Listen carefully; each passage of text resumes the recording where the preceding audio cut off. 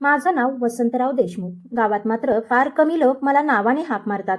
40 वर्ष शाळेच्या वर्गात उभं राहिल्यानंतर माझं नाव मागे पडलं आणि देशमुख गुरुजी हीच माझी ओळख बनली. काही वर्षांपूर्वीपर्यंत मला त्या नावाचा अभिमान वाटायचा.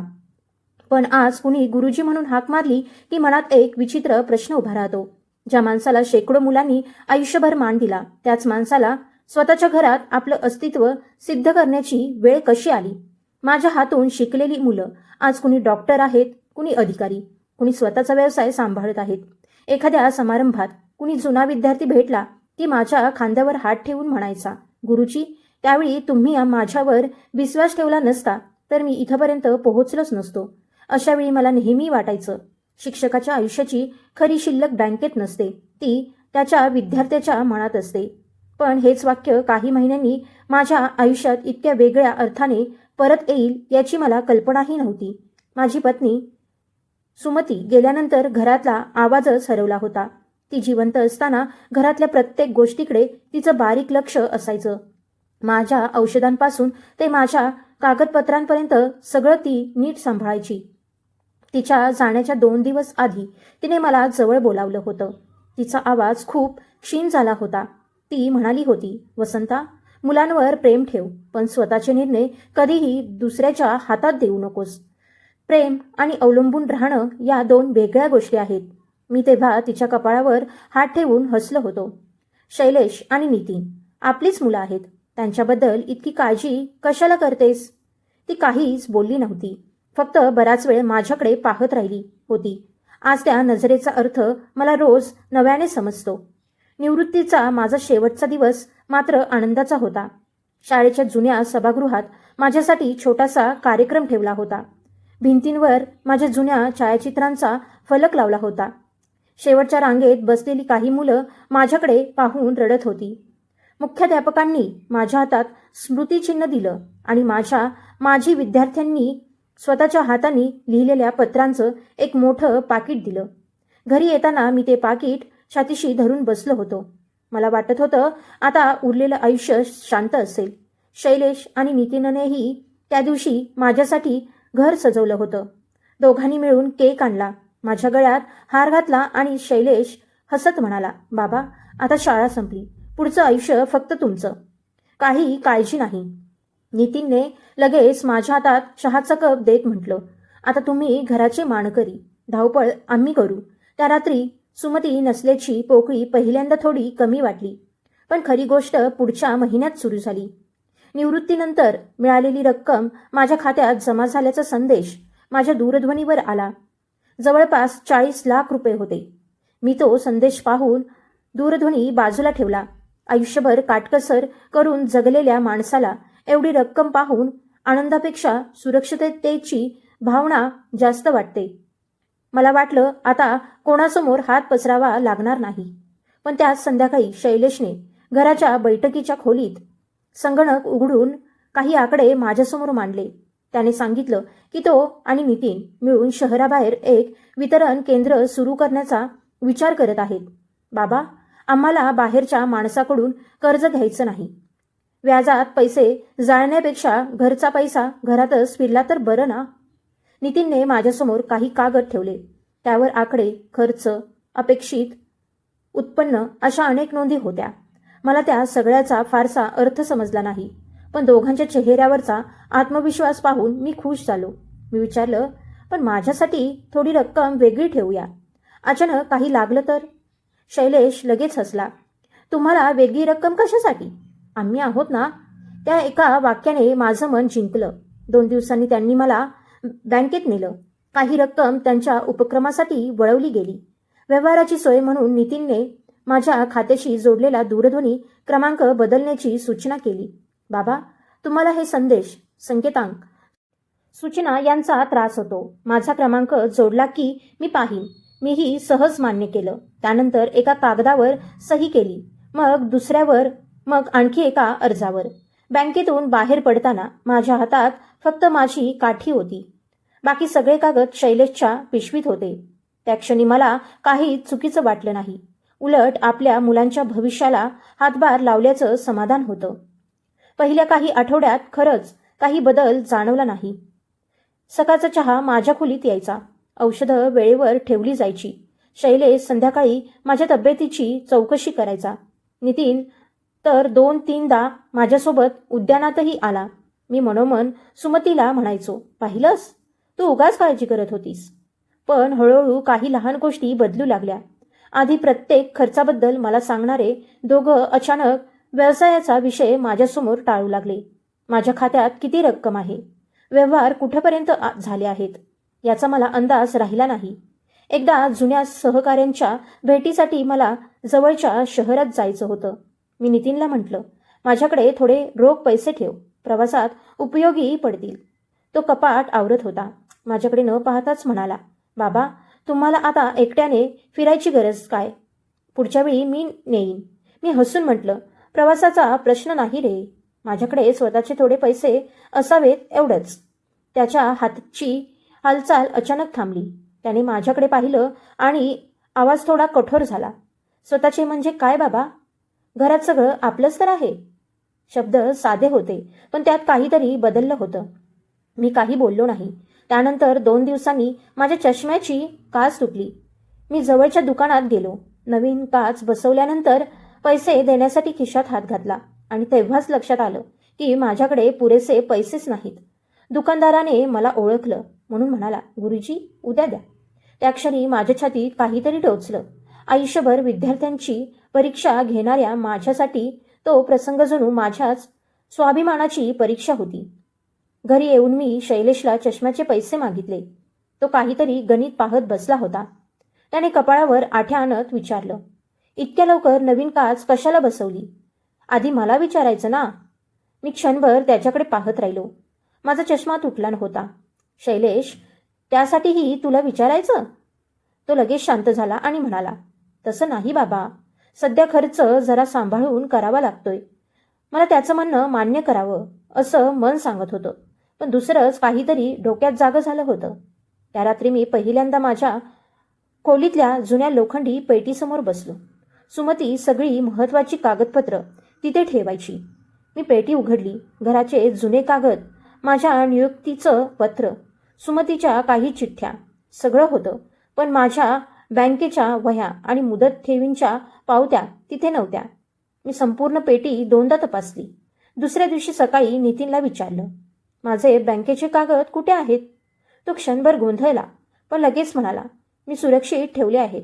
कुठे? माझा प्रश्न ऐकताच त्याच्या चेहऱ्यावरची सहजता गायब झाली. बाबा, तुम्हाला प्रत्येक गोष्ट आत्ता का आठवते? आम्ही काही तुमचे परके आहोत का? मला उत्तर देता आलं नाही. संध्याकाळी जेवताना मी मुद्दाम विषय पुन्हा काढला. उद्या मला बँकेत जायचं आहे. माझ्या खात्याची नोंद पाहायची आहे. चमचा ताटात ठेवताना शैलेशच्या हातातून हलका आवाज झाला. दोघांनी एकमेकांकडे पाहिलं. फक्त 2 क्षणांची ती नजर होती, पण मला पहिल्यांदाच जाणवलं की माझ्यासमोर काहीतरी लपवलं जात आहे. शैलेशने लगेच हसण्याचा प्रयत्न केला. कशाला एवढी धावपळ करता बाबा? मी सगळं पाहतोय. मी शांतपणे म्हणालो, ते माझं खातं आहे. एकदा मीही पाहीन. यावेळी त्याने उत्तर दिलं नाही. नितीन अचानक उठून पाणी आणायला गेला. त्या रात्री घर नेहमीसारखंच होतं, पण मला ते पहिल्यांदाच अनोळखी वाटलं. त्या भिंती मी सुमतीसोबत एक एक पैसा साठवून उभ्या केल्या होत्या. त्याच भिंतींच्या आत माझ्या स्वतःच्या पैशांची माहिती मला मिळत नव्हती. मी स्वतःला समजावत राहिलो की कदाचित मुलं ताणावात असतील, कदाचित व्यवसायात अडचण असेल, कदाचित मीच जास्त विचार करतोय. पण मध्यरात्री पाणी प्यायला उठलो तेव्हा बैठकीच्या खोलीतून कुजबूज ऐकू आली. दिवा बंद होता. फक्त शैलेशच्या संगणकाचा निळसर प्रकाश दिसत होता. मी पुढे जाणार इतक्यात नितीनचा आवाज कानावर आला. बाबांना खात्यातला उरलेला आकडा कळला तर ते उद्याच प्रश्न विचारतील. त्यानंतर काही क्षण शांतता पसरली आणि शैलेशचा अगदी मंद आवाज ऐकू आला. म्हणूनच उद्या त्यांना बँकेत जाऊ द्यायचं नाही. माझ्या हातातला पाण्याचा रिकामा पेला नकळत घट्ट पकडला गेला. त्या क्षणापर्यंत मला वाटत होतं की माझी मुलं माझ्यापासून काही गोष्टी लपवत आहेत, पण त्या एका वाक्याने माझ्या मनात त्याहून भयंकर प्रश्न उभा राहिला. माझ्या खात्यात असा नेमका कोणता आकडा होता जो मला स्वतःलाच कळू नये म्हणून माझीच मुलं घाबरत होती. त्या रात्रीनंतर घरातलं प्रत्येक वागणं मला नव्याने जाणवायला लागलं. आधी मी काही गोष्टी दुर्लक्ष करत होतो, पण आता त्या दुर्लक्ष करण्या इतक्या साध्या उरल्या नव्हत्या. काही दिवसांपूर्वीपर्यंत घरात एखादी गोष्ट घ्यायची असो, कुठे जायचं असो किंवा कोणता निर्णय घ्यायचा असो, निलेश किंवा नितीन माझ्याशी बोलायचे. आता मात्र त्यांच्या बोलण्यातून माझं नावच हळूहळू गायब होत होतं. एक दिवस सकाळी मला अंगणात 2 अनोळखी माणसं दिसली. ते घराच्या मोजमापाबद्दल शैलेशशी बोलत होते. मी बाहेर आलो आणि सहज विचारलं, "काय काम आहे?" तेवढ्यात नितीन मध्येच म्हणाला, "बाबा, तुम्ही आत बसा. आमचं थोडं कामाचं बोलणं चाललंय." मी पुन्हा विचारलं, "पण घराचं मोजमाप कशासाठी?" शैलेशने चेहऱ्यावर हसू आणलं, पण आवाजात अधीरपणा होता. "काही मोठं नाही. जागेचा नीट उपयोग कसा करता येईल ते पाहतोय." मला उत्तर मिळालं होतं, पण माझ्या प्रश्नाचं उत्तर मिळालं नव्हतं. मी आत आलो. कपाटावर सुमतीचा फोटो ठेवलेला होता. तिच्याकडे पाहताना अचानक मला तिचं एक जुनं वाक्य आठवलं. घरात आपलं नाव असणं आणि घरात आपला अधिकार असणं या 2 वेगळ्या गोष्टी आहेत. त्या दिवशी पहिल्यांदा मला त्या वाक्याची भीती वाटली. काही वेळाने माझा जुना सहकारी भेटायला आला. आम्ही दोघं अंगणात बसून जुन्या आठवणी काढत होतो. त्याने जाताना मला गावात होणाऱ्या शिक्षक मेळाव्याचं निमंत्रण दिलं. मी आनंदाने ते स्वीकारलं. रात्री मी शैलेशला म्हणालो, "परवा मला जुन्या सहकाऱ्यांना भेटायला जायचं आहे. सकाळी गाडी मिळाली तर बरं होईल." त्याने क्षणभरही विचार न करता सांगितलं. त्या दिवशी गाडी मोकळी नाही. मी म्हटलं, "ठीक आहे, मी बसने जाईन." त्यावर नितीन लगेच म्हणाला, "तुम्हाला आता एवढं एकटं फिरायची गरज नाही. तिथे जाऊन काय करणार? जुन्या गोष्टी बोलत तर बसणार." त्याचा स्वर मला बोचला. मी शांतपणे विचारलं, "जुन्या माणसांना भेटणं सुद्धा आता गरजेचं नाही असं तुम्हाला वाटतं?" शैलेशने विषय संपवण्याच्या सुरात सांगितलं, "बाबा, आम्हाला रोज एवढे प्रश्न असतात. तुमच्या प्रत्येक छोट्या गोष्टीकडे लक्ष देणं शक्य नाही. तुम्ही आराम करा, आम्ही आमचं पाहतो." मी काही बोललो नाही, पण त्या रात्री शिक्षक मेळाव्याचं निमंत्रण हातात धरून बराच वेळ बसलो. मला कार्यक्रमाला जाता आलं नाही याचं दुःख नव्हतं. माझ्या आयुष्यात काय महत्त्वाचं आहे हे ठरवण्याचा हक्कसुद्धा आता माझ्याकडे उरला आहे का, हा प्रश्न जास्त त्रास देत होता. तरी मी मुलांबद्दल मनात राग येऊ दिला नाही. स्वतःलाच सांगत राहिलो, त्यांच्यावर व्यवसायाचा ताण आहे, घराच्या जबाबदाऱ्या आहेत, म्हणून ते चिडचिड करत असतील. दुसऱ्या दिवशी दुपारी मी खोली आवरत असताना एका जुन्या वहीत सुमतीने ठेवलेले काही रोख रक्कम सापडली. फार नव्हती, पण ती हातात घेतल्यावर मला विचित्र समाधान वाटलं. कित्येक दिवसांनी माझ्या खिशात असे पैसे होते ज्यासाठी मला कोणाला विचारायची गरज नव्हती. मी ठरवलं, बाजारात जाऊन सुमतीला आवडायची ती मोगऱ्याची रोपं आणायची. पण मी घराबाहेर पडत असतानाच नितीनची नजर माझ्या हातातल्या पैशांवर गेली. त्याने विचारलं, "हे पैसे कुठून आले?" मी सहज सांगितलं, "तुझ्या आईच्या जुन्या वहीत सापडले." त्याच्या चेहऱ्यावर क्षणभर एक वेगळीच सावली उमटली. "बाबा, घरात कुठेही पैसे सापडले तर आधी आम्हाला सांगा. जुन्या कागदात अजून काय आहे तेही पाहावं लागेल." मी त्याच्याकडे पाहत राहिलो. मला प्रथमच जाणवलं की त्याला त्या पैशांपेक्षा मला आणखी काही सापडलं आहे का याची जास्त चिंता होती. मी मुद्दाम विचारलं, "माझ्या जुन्या ठेवींचे कागद तुला सापडले होते ना?" तो लगेच म्हणाला, "हो, सुरक्षित आहेत. मला उद्या दाखव." माझं वाक्य ऐकताच त्याने नजर चुकवली. "शैलेशकडे असतील, त्याला विचारा." संध्याकाळी शैलेश घरी आल्यावर मी पुन्हा तोच विषय काढला. तो सुरुवातीला शांत होता, मग अचानक म्हणाला, "बाबा, तुम्हाला आता या सगळ्या कागदपत्रांमध्ये का पडायचं आहे? काही चुकीचं चाललंय असं तुम्हाला वाटतंय का?" मी त्याच्याकडे सरळ पाहून म्हटलं, "माझं काय आहे आणि कुठे आहे एवढं मला माहीत असावं. ती चुकीची अपेक्षा आहे का?" काही क्षण तो माझ्याकडे पाहत राहिला, मग म्हणाला, "ठीक आहे, वेळ मिळाला की दाखवतो." पण त्याच्या चेहऱ्यावर मला पहिल्यांदाच चिडचिडीपेक्षा भीती जास्त दिसली. त्यानंतर 2 दिवस त्याने तो विषय काढलाच नाही. मीही मुद्दाम गप्प राहिलो. तिसऱ्या दिवशी सकाळी घरात एक कुरिअर आलं. शैलेश बाहेर गेला होता आणि नितीन अंघोळीला गेला होता, म्हणून मीच पाकीट घेतलं. पाकिटावर माझंच पूर्ण नाव होतं. वर एका आर्थिक संस्थेचं नाव छापलेलं होतं. मी ते उघडणार इतक्यात नितीन घाईघाईने बाहेर आला. माझ्या हातातलं पाकीट पाहताच त्याचा चेहरा बदलला. तो जवळजवळ झेपावतच माझ्यापाशी आला आणि म्हणाला, बाबा, हे मला द्या.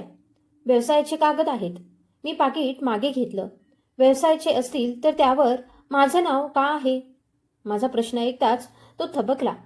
2 क्षण त्याच्या तोंडातून शब्दच बाहेर पडले नाहीत. मग त्याने जबरदस्तीने हसत म्हटलं, तुमच्या खात्यातून काही व्यवहार झाले म्हणून असेल. मी पाहतो. आता मात्र मी पाकीट त्याच्या हातात दिलं नाही. मी शांतपणे माझ्या खोलीत गेलो आणि दार लावलं. बाहेर नितीनचा आवाज येत होता, पण माझे हात त्या पाकिटावरच थांबले होते. आतल्या कागदावर पहिली ओळ वाचताच माझ्या अंगातून जणू रक्तच निघून गेलं. माझ्या नावाने काही महिन्यांपूर्वी एक मोठी आर्थिक हमी नोंदवली गेली होती आणि त्या कागदाखाली असलेली सही माझ्यासारखी दिसत होती, पण ती मी केलेली नव्हती. तो कागद पुन्हा पुन्हा वाचूनही माझा विश्वास बसत नव्हता. मी आयुष्यभर मुलांना अक्षर ओळखायला शिकवलं होतं. स्वतःची सही तर मी डोळे मिटूनही ओळखू शकलो असतो. अक्षरांची वळण माझ्यासारखी होती, पण शेवटचा झटका चुकीच्या दिशेने गेला होता. मी कागद दुमडून कपाटात ठेवला आणि बाहेर आलो. नितीन दरवाजाजवळ उभा होता. त्याने विचारलं, काय होतं त्यात? मी त्याच्याकडे पाहून शांतपणे म्हटलं, काही जुन्या नोंदी आहेत. आधी मी समजून घेतो. त्याच्या डोळ्यात क्षणभर अस्वस्थता चमकली. त्याने लगेच शैलेशला दूरध्वनी केला आणि माझ्यापासून थोडं दूर जाऊन कुजबुजू लागला. त्या दिवसापासून दोघांचं माझ्याशी वागणं अचानक बदललं. जी मुलं काही दिवसांपासून माझ्याशी कोरड्या आवाजात बोलत होती, ती आता जरा जास्तच गोड बोलू लागली. शैलेश संध्याकाळी येऊन तब्येतीची चौकशी करायचा. नितीन स्वतः चहा घेऊन यायचा, पण त्या काळजीत ऊब नव्हती.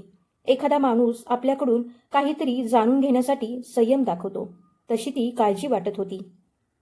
तिसऱ्या दिवशी शैलेश माझ्या पलंगाजवळ बसला. बराच वेळ तो घरातील किरकोळ गोष्टी बोलत राहिला. मग सहजपणे म्हणाला, बाबा, तुम्ही दिवसभर खोलीत बसून राहता, म्हणूनच तुमच्या मनात उगाच विचार वाढवतात. मला एक कल्पना सुचली आहे. मी काही बोललो नाही. तो पुढे म्हणाला, आपल्या जुन्या वाड्याजवळ मी एक छोटंसं अभ्यास केंद्र सुरू करतोय. तिथे शाळकरी मुलांसाठी वाचनालय, वही पुस्तकांची विक्री आणि मार्गदर्शन असणार आहे. तुम्ही रोज काही तास तिथे बसलात तर मुलांशी बोलता येईल, वेळ जाईल आणि केंद्रालाही तुमच्या नावाचा आधार मिळेल. वर पाहता ती कल्पना चांगली वाटत होती. शिक्षक म्हणून पुन्हा मुलांमध्ये बसायला मला आवडलंही असतं. पण शैलेशने पुढचं वाक्य उच्चारताच माझ्या मनात सावधपणाची घंटा वाजली. तो म्हणाला, आणि हो, केंद्रातून जे उत्पन्न येईल त्यातून घराच्या वाढलेल्या खर्चालाही थोडी मदत होईल. सध्या आम्ही खूप तणावात आहोत. मी त्याच्याकडे पाहून विचारलं, माझ्या निवृत्तीच्या पैशांतून तुम्ही नेमकं किती वापरलं? त्याचा चेहरा लगेच बदलला. बाबा, पुन्हा तेच? तुम्हाला आमच्यावर विश्वास नाही का? मी शांत आवाजात म्हटलं, विश्वासाचा प्रश्न नाही. माझ्या नावाने हमीपत्र कसं निघालं एवढंच मला समजून घ्यायचं आहे. काही क्षण खोलीत पूर्ण शांतता पसरली. त्याने माझ्याकडे एकटक लावून पाहिलं आणि मग हसण्याचा निष्फळ प्रयत्न केला.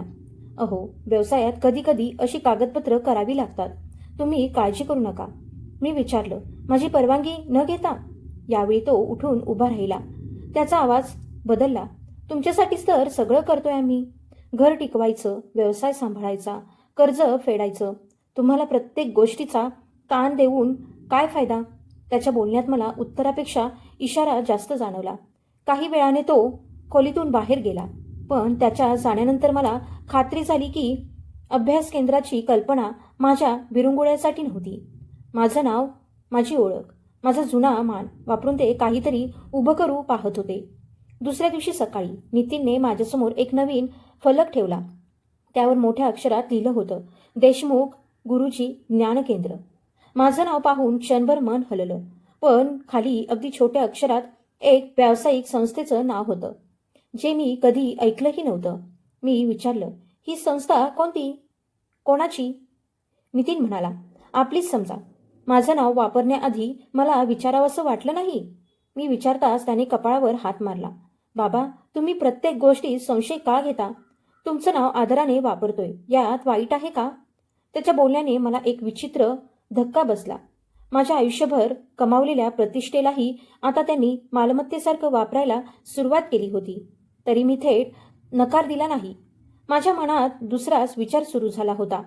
जर मी त्या केंद्रात गेलो तर तिथे कोण येतं, कोणते व्यवहार होतात, माझ्या नावाचा कुठे उपयोग केला जातो हे मला स्वतः पाहता येणार होतं. म्हणून मी फक्त एवढंच म्हटलं, मी 2 दिवस येऊन पाहतो, नंतर ठरवीन. माझं उत्तर ऐकून दोघेही काहीसे निर्धास्त झाले. पण त्यांना माहीत नव्हतं की मी तिथे काम करायला नव्हे तर सत्य शोधायला जाणार होतो. 2 दिवसांनी सकाळी मी अनेक वर्षांनी पुन्हा इस्त्री केलेला पांढरा सदरा घातला. सुमतीने माझ्या निवृत्तीच्या वेळी दिलेलं जुनं घड्याळ हातात बांधलं आणि त्या केंद्राकडे निघालो.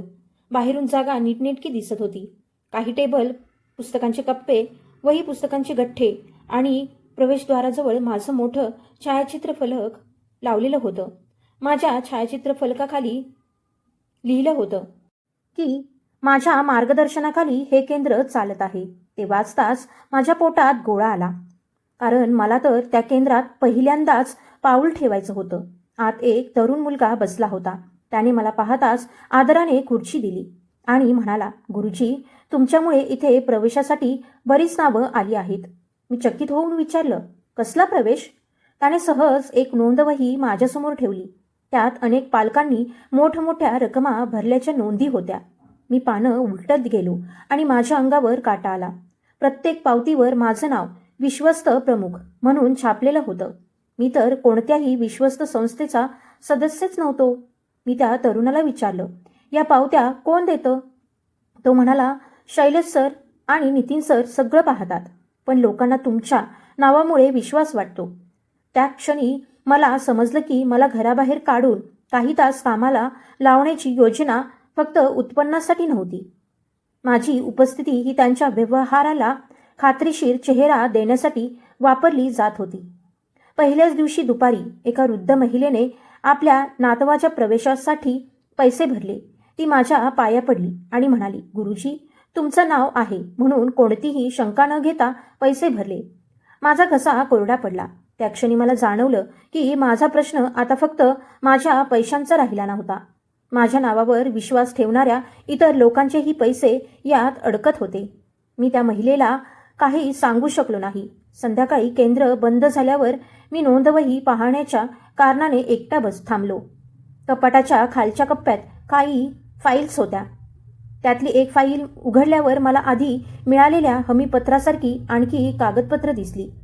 काहींवर माझं नाव, काहींवर माझ्या जुन्या शाळेचा उल्लेख आणि काहींवर तर मी कधीही न पाहिलेल्या जमिनींचे तपशील होते.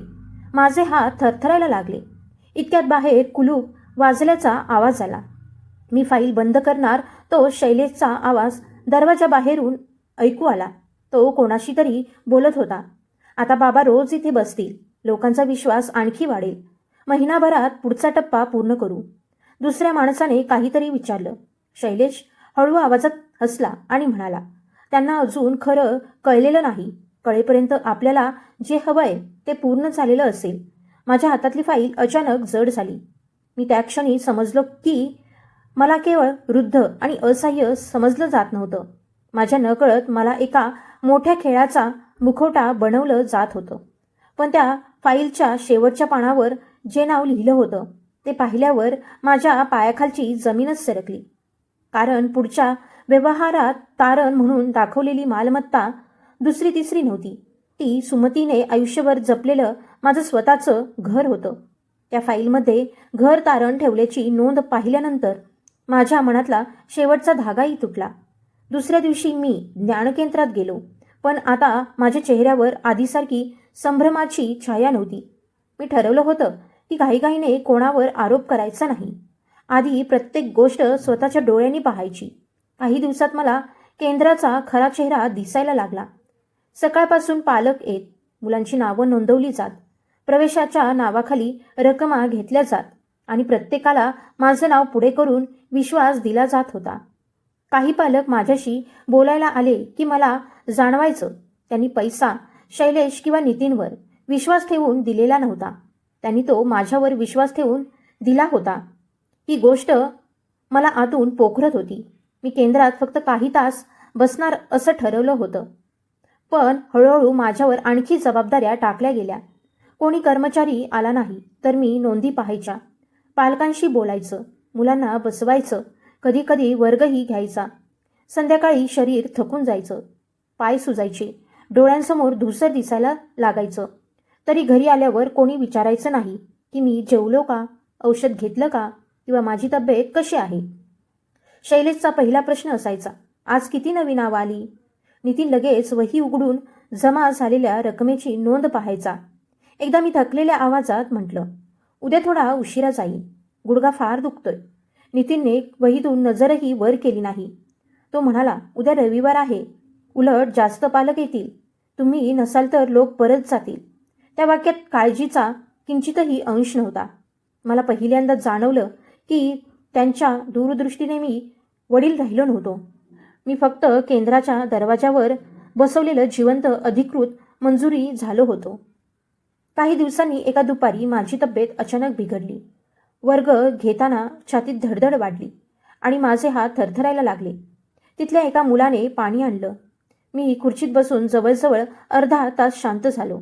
घरी परतल्यावर मी शैलेशला सांगितलं की मला डॉक्टरांकडे जायचं आहे. त्याने कपाळावर आठ्या आणत विचारलं, आत्ताच का? 2 दिवसांनी जाऊया. उद्या नवीन प्रवेशांची बैठक आहे. मी त्याच्याकडे पाहत राहिलो.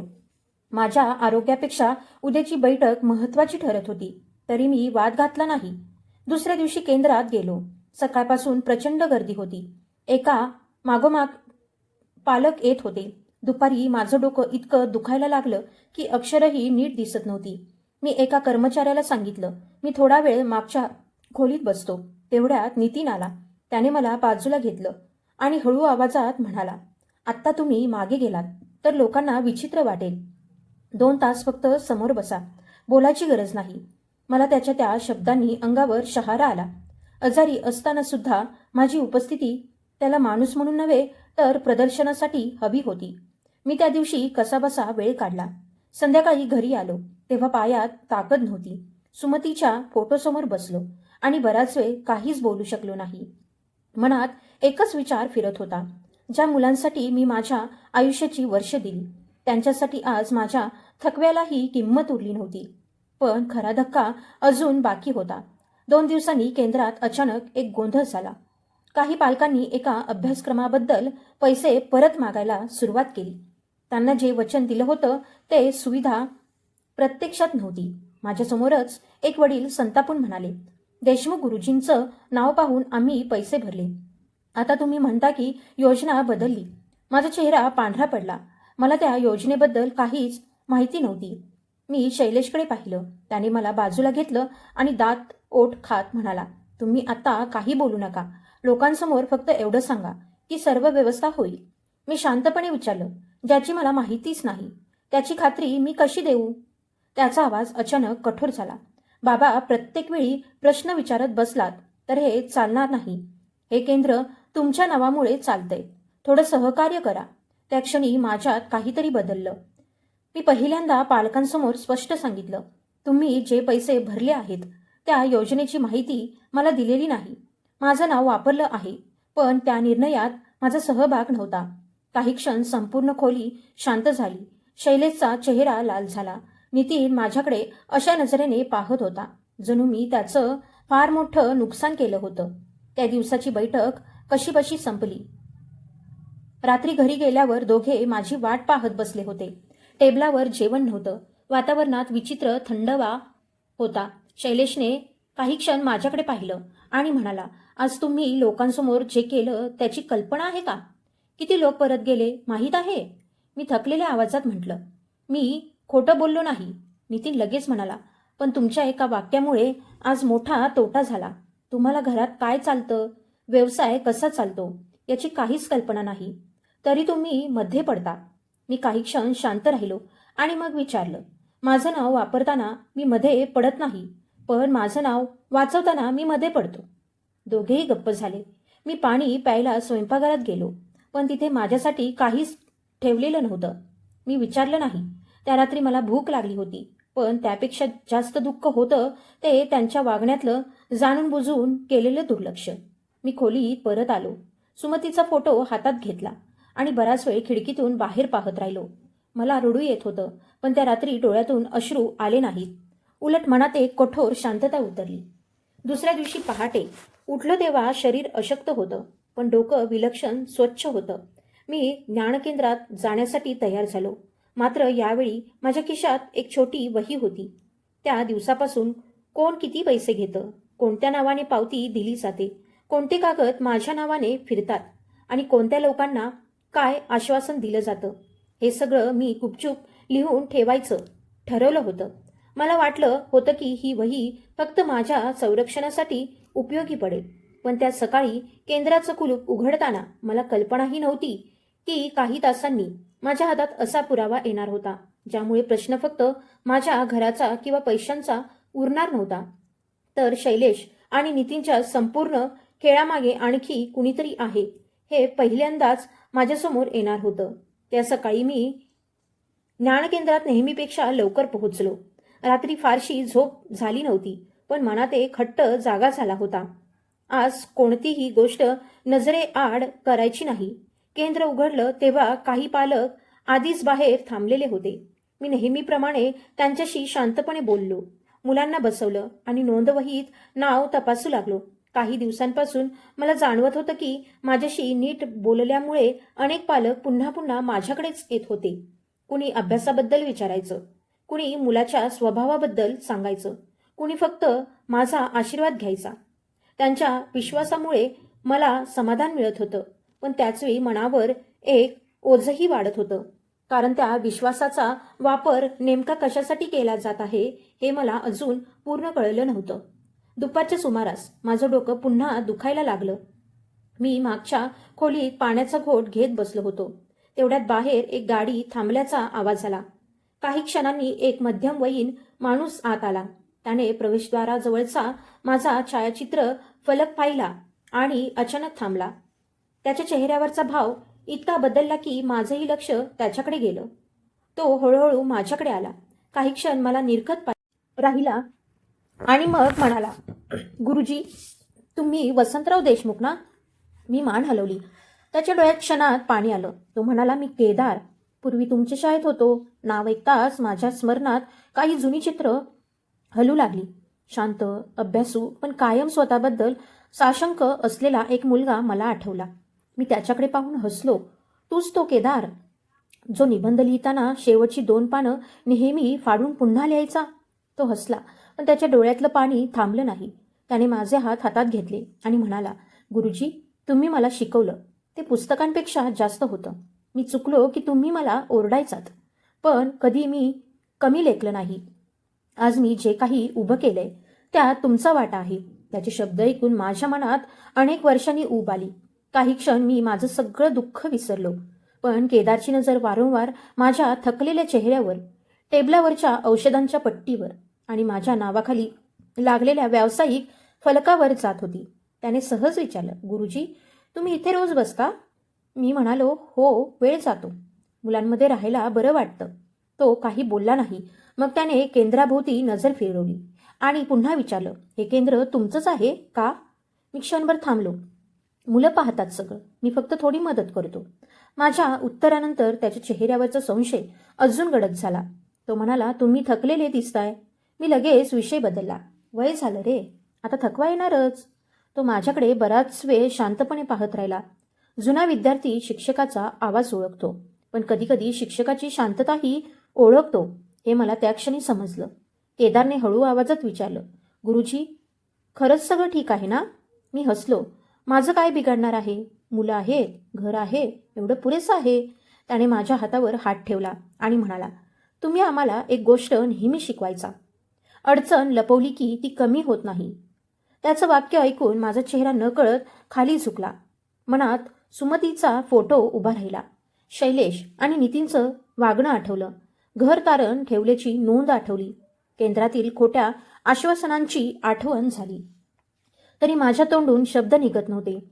मी अजूनही माझ्या मुलांची बदनामी बाहेर व्हावी असं मनापासून इच्छित नव्हतो. मी केदारला म्हटलं, "प्रत्येक घरात थोडेफार ताण असतातच. त्याला एवढं मोठं रूप द्यायचं नसतं." तो काही क्षण गप्प राहिला. मग त्याने आसपास कोणी नाही याची खात्री केली आणि अगदी मंद आवाजात म्हणाला, "गुरुजी, मी इथे एका वेगळ्याच कारणाने आलो आहे. माझ्या ओळखीच्या एका माणसाने या केंद्रासाठी मोठी रक्कम भरली आहे. त्याला संशय आला म्हणून त्याने मला कागद पाहायला सांगितले. त्या कागदांवर तुमचं नाव आहे म्हणून मी स्वतः आलो. माझ्या छातीत पुन्हा धडधड सुरू झाली. मी काही बोलण्याआधी त्याने आपल्या पिशवीतून एक पावती काढली. ती माझ्यासमोर ठेवली. त्यावर माझं नाव होतं. माझ्या नावाखाली जबाबदारीचा उल्लेख होता आणि खाली एक सही होती. मी ती सही पाहताच हादरलो. ती पुन्हा माझ्यासारखीच दिसत होती, पण ती मी केलेली नव्हती. केदारने माझ्या चेहऱ्याकडे पाहिलं आणि त्याला उत्तर मिळालं. तो हळूच म्हणाला, गुरुजी, मला वाटतं ही गोष्ट फक्त घरातल्या पैशांपुरती राहिलेली नाही. माझा बाण तिथेच फुटला. मी खुर्चीत मागे सरकलो आणि पहिल्यांदा कुणासमोर मान्य केलं की माझ्या नावाने कागद तयार होत आहेत. घर तारण दाखवलं गेलं आहे. माझ्या माहितीत नसलेल्या योजना चालवल्या जात आहेत आणि माझ्या स्वतःच्या मुलांनी मला या सगळ्यात पुढे करून ठेवलं आहे. बोलताना माझा आवाज तुटत होता. तरी शेवटी मी त्याचा हात पकडून एकच विनंती केली, केदार, मला न्याय हवा असेल तरी माझ्या मुलांचं आयुष्य उद्ध्वस्त व्हावं असं मला नाही वाटत. आधी खरं काय आहे ते समजून घेऊया. केदारने शांतपणे मान हलवली. त्याच्या चेहऱ्यावर राग नव्हता. उलट काहीतरी ठरवल्यासारखी कठोर शांतता होती. तो उठला आणि म्हणाला, ठीक आहे गुरुजी, कोणावर आरोप करायचा नाही, पण आजपासून कोणताही कागद न पाहता आपण एक पाऊलही टाकणार नाही. तेवढ्यात केंद्राच्या मुख्य दारातून नितीन आत आला. त्याची नजर आधी माझ्यावर गेली, मग केदारवर आणि शेवटी टेबलावर पडलेल्या त्या पावतीवर स्थिरावली. काही क्षण त्याच्या चेहऱ्यावर भीती स्पष्ट दिसली. त्याने स्वतःला सावरत विचारलं, बाबा, हे कोण? मी उत्तर देणार इतक्यात केदारने ती पावती हातात घेतली आणि अगदी शांतपणे म्हणाला, मी त्यांचा जुना विद्यार्थी आहे, पण आज इथे विद्यार्थी म्हणून नाही आलो. नितीनचा चेहरा क्षणात उतरला, कारण त्या क्षणी त्याला कदाचित पहिल्यांदाच जाणवलं होतं की वसंतराव देशमुख आता या खेळात एकटे उरलेले नव्हते. नितीनच्या चेहऱ्यावर आलेला बदल माझ्या नजरेतून सुटला नाही. केदारने मात्र काहीही घाई केली नाही. तो अगदी शांतपणे खुर्चीत बसला आणि नितीनकडे पाहून म्हणाला, मी गुरुजींना भेटायला आलोय. बाकी बोलणं नंतर होईल. नितीनने माझ्याकडे संशयाने पाहिलं, पण काही न बोलता आतल्या खोलीत निघून गेला. तो नजरेआड होताच केदार माझ्याजवळ सरकला. मी आतापर्यंत आवरून धरलेलं सगळं त्याच्यासमोर मोकळं केलं. माझ्या नावाने तयार झालेली कागदपत्र, घरावर दाखवलेलं तारण, माझ्या माहितीत नसलेल्या प्रवेश योजना, माझ्या तब्येतीकडे होत असलेलं दुर्लक्ष आणि लोकांसमोर माझ्या नावाचा होणारा वापर, सगळं सांगून झाल्यावर माझ्या आवाजच बसला. केदार बराच वेळ शांत राहिला. त्याने रागाने टेबलवर हात आपटला नाही, कुणाला दूरध्वनी करून धमकी दिली नाही. त्याने फक्त माझ्या डोळ्यात पाहून विचारलं, गुरुजी, तुमच्याकडे त्या कागदांच्या प्रती आहेत का? मी मान हलवली. काही आहेत, काही अजून मिळवायच्या आहेत. तो म्हणाला, मग आधी सत्य गोळा करू. राग नंतरही करता येतो. त्याच्या त्या एका वाक्याने मला अनपेक्षित आधार मिळाला. तरी मी त्याचा हात धरून म्हटलं, केदार, एक गोष्ट लक्षात ठेव, शैलेश आणि नितीन चुकत असतील तरी ते माझी मुलं आहेत. मला त्यांना संपवायचं नाही, मला फक्त हे थांबवायचं आहे. केदारने शांतपणे उत्तर दिलं, तुमची प्रतिष्ठा वाचवूनच पुढे जाऊ, पण तुमची शांतता कुणाचं संरक्षण बनू देणार नाही. त्या दिवसानंतर त्याने मला केंद्रातून लगेच बाहेर काढलं नाही. उलट नेहमीप्रमाणेच वागायला सांगितलं, कारण अचानक बदल झाला असता तर शैलेश आणि नितीन सावध झाले असते. मी बाहेरून शांत बसत होतो, पण आतून प्रत्येक नोंद नीट पाहत होतो. कोणत्या पालकाकडून किती रक्कम आली, कोणत्या पावतीवर माझं नाव वापरलं गेलं, कोणत्या कागदावर माझी सही असल्याचं दाखवलं गेलं. मी सगळं लिहून ठेवू लागलो. 2 दिवसांनी केदार पुन्हा आला. यावेळी तो एकटा नव्हता. त्याच्यासोबत त्याचा जुना परिचित राघव होता. राघव आर्थिक नोंदी तपासण्याचं काम करत होता. त्यांनी केंद्रात कोणताही गोंधळ केला नाही. पालक असल्यासारखं बसून काही कागद पाहिले आणि निघून गेले.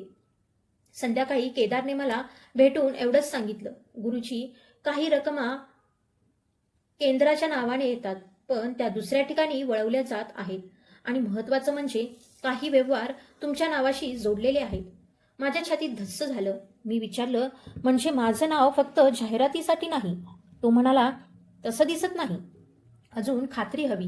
त्या रात्री घरी परतल्यावर शैलेश आणि नितीन नेहमीपेक्षा जास्त गोड बोलत होते. शैलेशने माझ्यासाठी स्वतः चहा आणला. नितीनने विचारलं, बाबा केंद्रात सगळं ठीक आहे ना? मीही चेहऱ्यावर काहीच न दाखवता म्हटलं, हो, मुलं आहेत, बरं वाटतं. ते दोघे एकमेकांकडे पाहून हसले, पण त्यांच्या त्या हसण्यात मला आता वेगळाच अर्थ दिसत होता. काही वेळाने शैलेशने सहज विचारलं, आज तो तुमचा जुना विद्यार्थी पुन्हा आला होता का? मी मुद्दाम आश्चर्य दाखवत म्हटलं, केदार? नाही रे, का? त्याने लगेच विषय बदलला. त्या क्षणी मला समजलं की ते केदारकडे लक्ष ठेवून आहेत.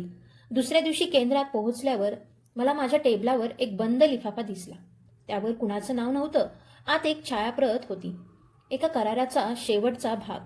खाली माझ्या नावासमोर पुन्हा तीच बनावट सही. पण यावेळी मला धक्का सहीमुळे बसला नाही. करारातील एका ओळीत असं नमूद होतं की काही अटी पूर्ण झाल्या नाहीत तर माझ्या नावाशी जोडलेली मालमत्ता आणि निवृत्ती निधीवरील हक्क जप्तीच्या प्रक्रियेत जाऊ शकतात. माझे हात थरथरू लागले. तेवढ्यात मागून केदारचा आवाज आला, गुरुजी, म्हणूनच आपण घाई करायची नाही. ज्याने हा कागद तुमच्या टेबलावर ठेवला तो आपल्याला मदत करतोय की घाबरतोय हे आधी समजून घ्यायचं आहे. मी त्याच्याकडे पाहिलं. तुला माहीत आहे हा लिफाफा कुणी ठेवला? तो काही क्षण शांत राहिला आणि म्हणाला, अंदाज आहे, पण पुरावा नाही.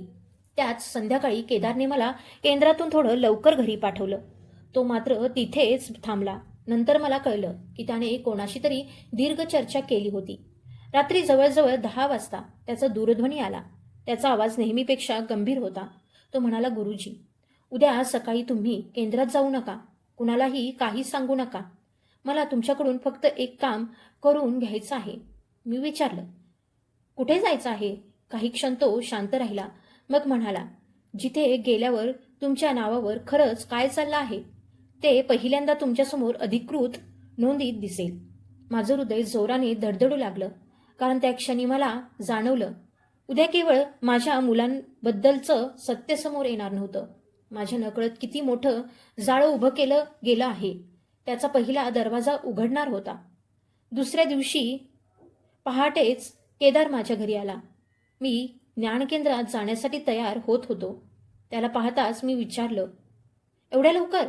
तो शांतपणे म्हणाला, गुरुजी, आज तुम्ही तिथे जाणार नाही. आधी एका ठिकाणी माझ्यासोबत चला. माझ्या मनात लगेच भीती दाटून आली. शैलेश आणि नितीनला कळलं तर पुन्हा घरात तणाव वाढेल हा विचार डोक्यात आला. मी त्याला म्हटलं, आज मी गेलो नाही तर दोघांना संशय येईल. केदारने माझ्याकडे पाहून अगदी संयमाने उत्तर दिलं, एक दिवस त्यांचा संशय सहज करता येईल, पण तुमच्या नावाने आणखी किती कागद तयार होतील हे आपल्याला माहीत नाही. त्याच्या आवाजात घाई नव्हती, पण ठामपणा होता. मी काही क्षण सुमतीच्या फोटोसमोर उभा राहिलो आणि शेवटी त्याच्यासोबत निघालो. तो मला बँकेत घेऊन गेला नाही. आम्ही थेट जिल्ह्यातल्या नोंदणी कार्यालयाजवळ पोहोचलो. तिथे राघव आधीपासूनच वाट पाहत होता. माझ्या नावाशी जोडलेल्या मालमत्तांच्या नोंदी तपासण्यासाठी त्याने आधीच अर्ज तयार ठेवला होता. माझी ओळख पडताळून काही नोंदी आमच्यासमोर आल्या. पाहिल्या 2 कागदात काही विशेष नव्हतं, पण तिसरा कागद पाहताच माझा श्वास अडखळला. माझ्या घरावर थेट विक्रीचा व्यवहार झालेला नव्हता, पण एका खाजगी आर्थिक करारासाठी त्यावर बोजा नोंदवण्याची प्रक्रिया सुरू झाली होती.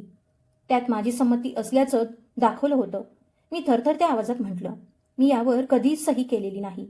राघवने लगेच कागद बाजूला ठेवला आणि म्हणाला, मग आता एकही पाऊल अंदाजाने टाकायचं नाही. आधी ही नोंद थांबवण्याची प्रक्रिया करायची. माझ्या मनात मात्र दुसरंच युद्ध सुरू होतं. मी केदारला विचारलं, हे सगळं थांबवलं तर शैलेश आणि नितीनवर काही मोठी कारवाई होईल का? तो काही क्षण शांत राहिला. मग म्हणाला, तुम्ही त्यांच्या विरोधात सूड घ्यायला आलेला नाही, पण तुमच्या संमतीशिवाय तुमची मालमत्ता वापरली जाऊ नये एवढं थांबवणं गरजेचं आहे. मला त्या क्षणी स्वतःचाच राग आला. इतकी वर्ष विद्यार्थ्यांना अन्यायाविरुद्ध उभं राहायला शिकवणारा मी स्वतः मात्र माझ्या मुलांसमोर इतका कमकुवत कसा झालो? तरीही मनातला बाप शांत होत नव्हता. मी हळू आवाजात म्हटलं, मला त्यांना तुरुंगात पाहायचं नाही. केदारने माझ्या खांद्यावर हात ठेवला. आधी घर वाचवू, पुढे काय करायचं ते तुमच्या परवानगीशिवाय होणार नाही. त्यानंतर काही अर्ज भरले गेले. माझ्या नावाशी संबंधित पुढील नोंदींसाठी स्वतंत्र पडताळणीची विनंती केली गेली. माझ्या सहीची अधिकृत नमुना प्रत दिली. प्रत्येक कागदावर सही करण्याआधी मी पहिल्यांदाच प्रत्येक ओळ स्वतः वाचली. काही तासातच मला जाणवलं की मी कोणाकडून काही हिसकावत नव्हतो. उलट माझ्या नावावरचं नियंत्रण पुन्हा स्वतःकडे घेत होतो. पण खरा धक्का अजून बाकी होता. राघवने मला एका दुसऱ्या कागदाची प्रत दाखवली. त्यात माझ्या घराचा उल्लेख नव्हता.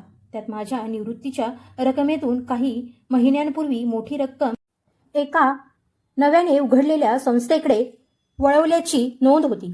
संस्थेच्या प्रमुख म्हणून शैलेशचं नाव होतं, पण हमीदार म्हणून माझं नाव दाखवलं होतं.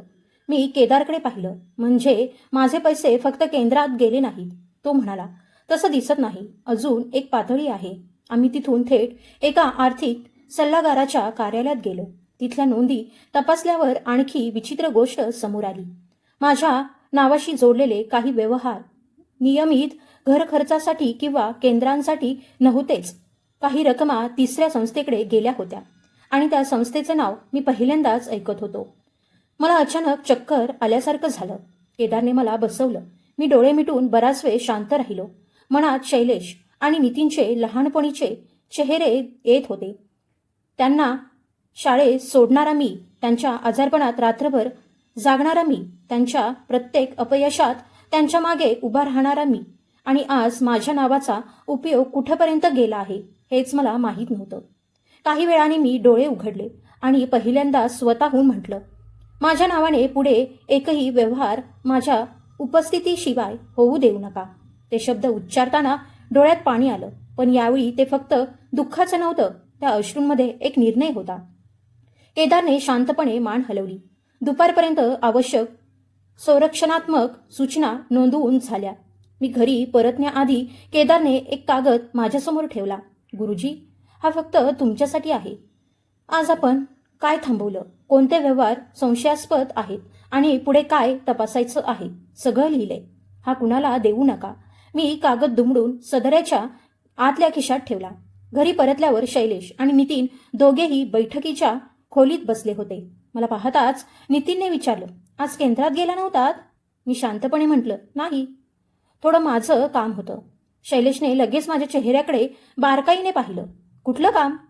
मी उत्तर देणार इतक्यात त्याच्या दूरध्वनीवर संदेश आला. त्याने पडद्याकडे पाहिलं आणि त्याचा चेहरा क्षणात फिकट पडला. नितीनने घाबरून विचारलं, काय झालं? शैलेशने माझ्याकडे पाहिलं, मग पुन्हा संदेशाकडे.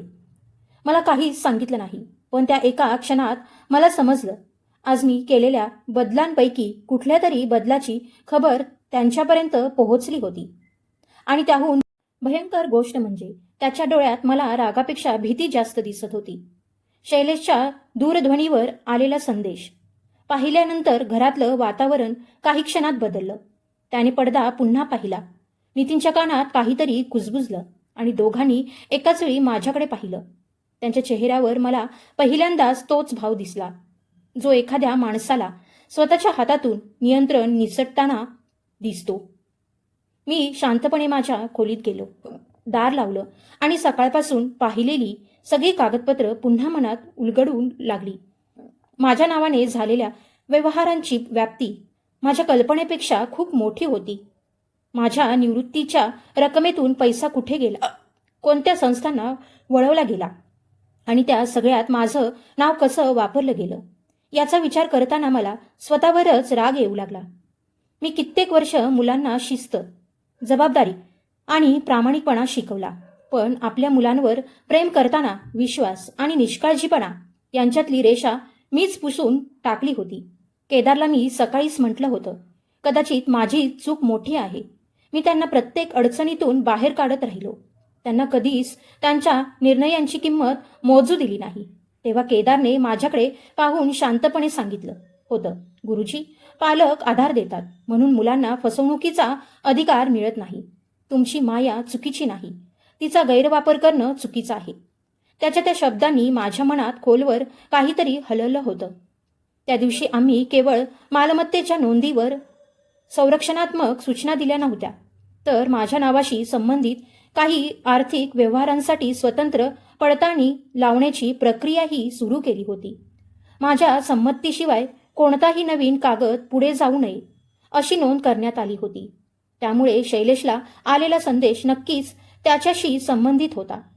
रात्री जवळजवळ 8 वाजता माझ्या खोलीचं दार जोरात उघडलं. शैलेश आत आला. नितीन त्याच्या मागे होता. शैलेशने हातातला दूरध्वनी माझ्यासमोर धरला आणि थरथरत्या आवाजात विचारलं, बाबा, आज तुम्ही कुठे गेला होता?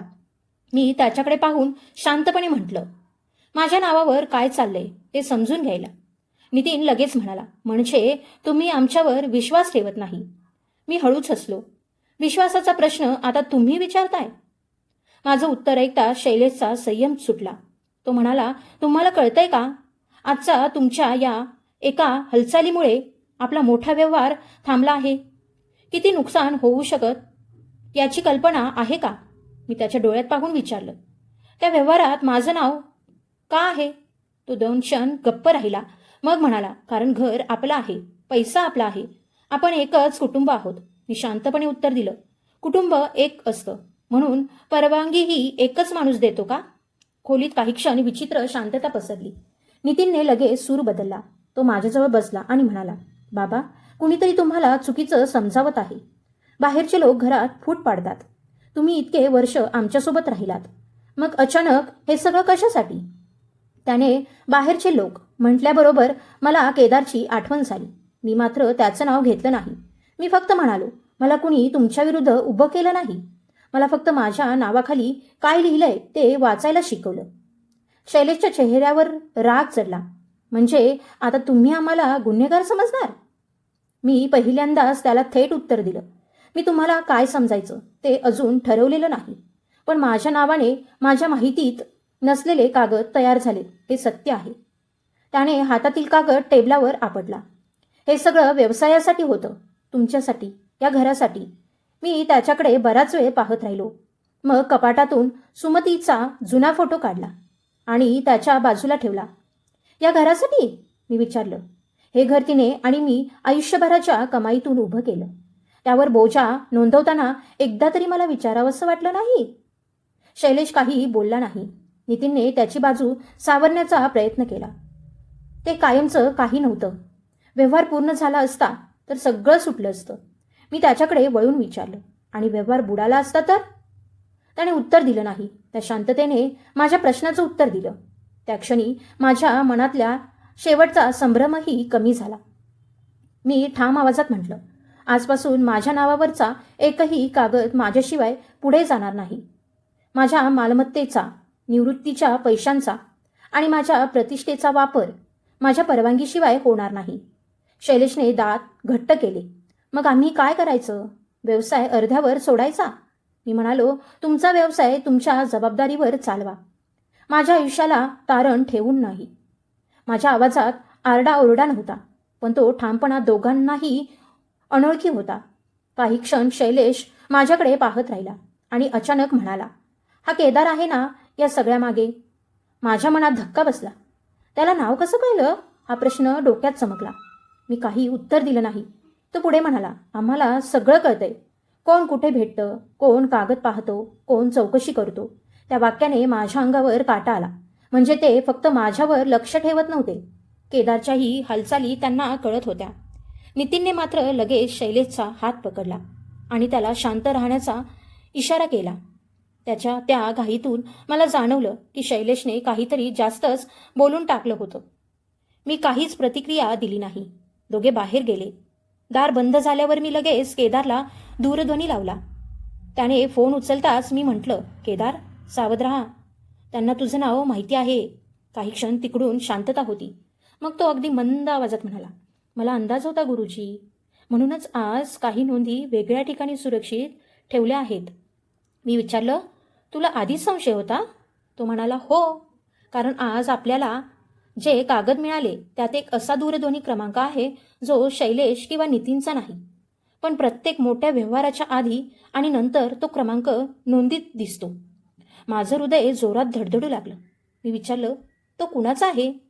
केदार काही क्षण शांत राहिला. मग म्हणाला, अजून खात्री नाही, पण उद्यापर्यंत कळेल. आणि जर माझा संशय बरोबर असेल तर तुमची मुलं या सगळ्याची सुरुवात करणारी नसून कुणाच्या तरी मोठ्या योजनेत अडकलेली असू शकतात. माझ्या हातातून दूरध्वनी जवळजवळ निसटला. आतापर्यंत मला वाटत होतं की शैलेश आणि नितीनच माझ्या नावाचा गैरवापर करत आहेत. पण त्या एका वाक्याने संपूर्ण चित्रच बदललं.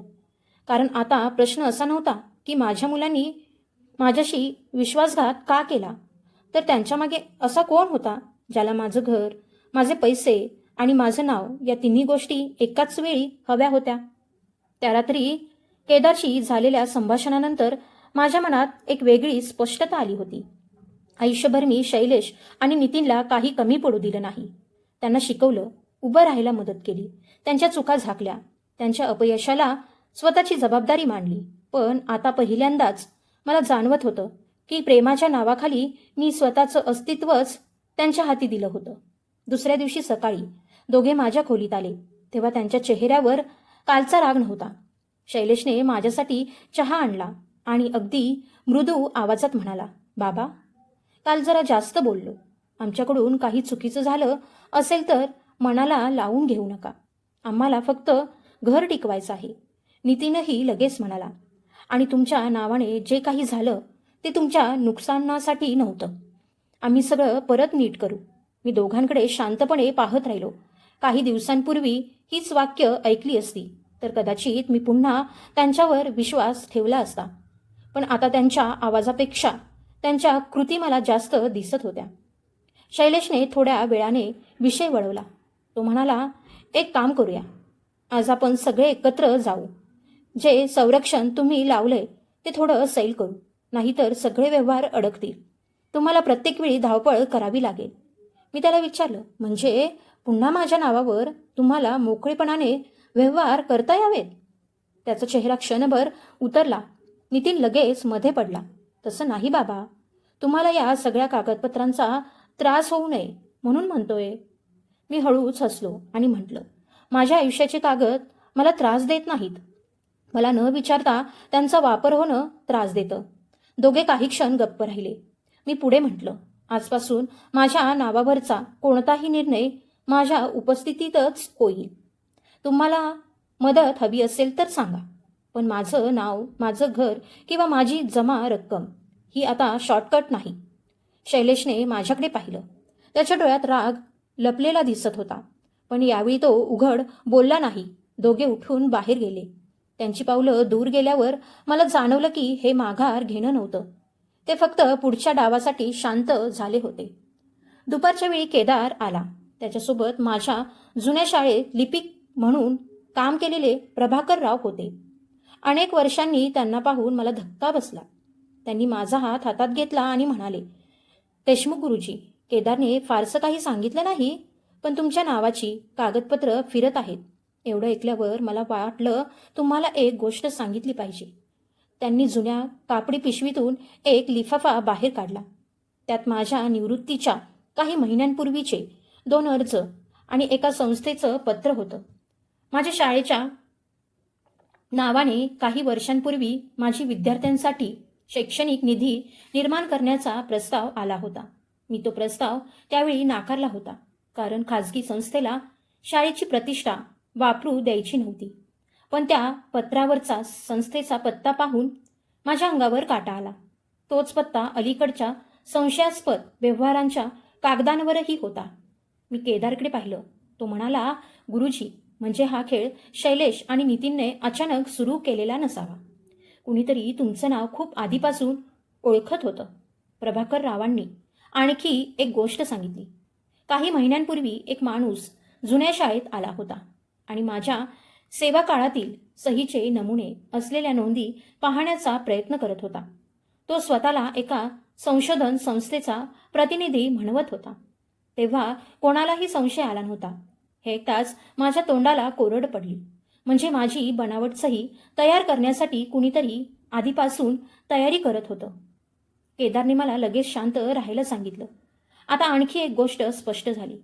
मुलांनी काही केलं असलं तरी त्यांच्यापर्यंत पोहोचणारा मार्ग बाहेरून आला आहे. मी काही क्षण विचारात पडलो. मनात राग होता, पण त्यापेक्षा भीती जास्त होती. कारण जर शैलेश आणि नितीन कुणाच्या प्रभावाखाली असतील तर त्यांना स्वतःलाही संपूर्ण सत्य माहीत नसेल. संध्याकाळी प्रभाकरराव निघून गेल्यावर मी हा विषय मुलांसमोर काढला नाही. उलट नेहमीप्रमाणेच वागलो. रात्री शैलेशने माझ्या खोलीत डोकावून विचारलं, आज प्रभाकर काका का आले होते? मी सहजपणे म्हटलं, जुन्या शाळेच्या आठवणी काढायला. त्याने माझ्याकडे काही क्षण पाहिलं आणि निघून गेला. त्या नजरेत मात्र माझा संशय वाढवला. मध्यरात्री मला झोप लागत नव्हती. पाणी प्यायला बाहेर आलो तेव्हा बैठकीच्या खोलीत मंद प्रकाश दिसत होता. शैलेश आणि नितीन दोघे तिथेच होते. मी परत फिरणार होतो तेवढ्यात शैलेशचा आवाज कानावर आला. आता बाबांना आपल्यावर विश्वास राहिलेला नाही. उद्याचा कागद झाला नाही तर सगळं उलटं होईल. नितीनने घाबरलेल्या आवाजात विचारलं, पण त्यांची सही कशी मिळवणार? आता ते प्रत्येक ओळ वाचतात. काही क्षण शांतता होती. मग शैलेश अगदी हळू आवाजात म्हणाला, सहीची गरज कदाचित उरणारच नाही. उद्या सकाळी तो माणूस येणार आहे. त्याने दुसरा मार्ग सांगितलाय. माझी पावलं जागेवरच थांबली. नितीन पुन्हा म्हणाला, आणि बाबांना संशय आला तर? शैलेशचा आवाज आता जवळजवळ कुजबुज होता. त्यासाठीच तो म्हणतोय, आधी त्यांना काही तास घराबाहेर ठेवायचं. माझ्या हातातला पाण्याचा ग्लास थरथरू लागला. मला पहिल्यांदा स्पष्ट कळलं होतं की उद्याची सकाळ फक्त आणखी एका बनावट कागदाची नव्हे, तर माझ्या नकळत माझ्या आयुष्यावरच काहीतरी अंतिम निर्णय घेण्याची तयारी घेऊन येणार होती. त्या रात्री मी परत माझ्या खोलीत आलो, पण डोळ्यात झोप नव्हती. शैलेश आणि नितीनच्या कुजबुजीतून एक गोष्ट स्पष्ट झाली होती. माझं घर, माझे पैसे, माझं नाव यापैकी कुठल्याच गोष्टीकडे ते माझ्या आयुष्याचा भाग म्हणून पाहत नव्हते. त्या त्यांच्या सोयीच्या साधनांसारख्या वापरल्या जात होत्या. मला सुमतीचे खूप आठवण आली. तिच्यासोबत असताना दुःख वाटलं तरी एकटेपणा वाटत नसे. आज मात्र इतक्या मोठ्या घरात मी पूर्णपणे एकटा असल्यासारखं वाटत होतं. तरी त्या रात्री माझ्या मनातली एक गोष्ट बदलली. आतापर्यंत मी स्वतःला समजावत होतो की मुलं अडचणीत आहेत म्हणून चुकीची पावलं उचलत आहेत, पण आता तो आधारही उरला नव्हता. सकाळी दारावर हलकी टकटक झाली. बाहेर केदार उभा होता. त्याच्या हातात एक साधी कापडी पिशवी होती. आत आल्यावर त्याने गरम पोहे, थोडं दूध आणि फळं टेबलावर ठेवली. गुरुजी, आधी काही खा. कालपासून तुमचा आवाजच सांगतोय की तुम्ही स्वतःची काळजी घेत नाही. एवढ्या साध्या वाक्याने माझ्या डोळ्यात पाणी आलं. अनेक दिवसांनी कुणीतरी माझ्याकडून काही मागण्याआधी मला काय हवं आहे हे विचारत घेतलं होतं. मी त्याच्यासमोर बसलो. काही घास खाल्ल्यानंतर त्याने विचारलं, काल रात्री काही झालं का? मी काही वेळ शांत राहिलो आणि मग जे ऐकलं होतं ते त्याला सांगितलं.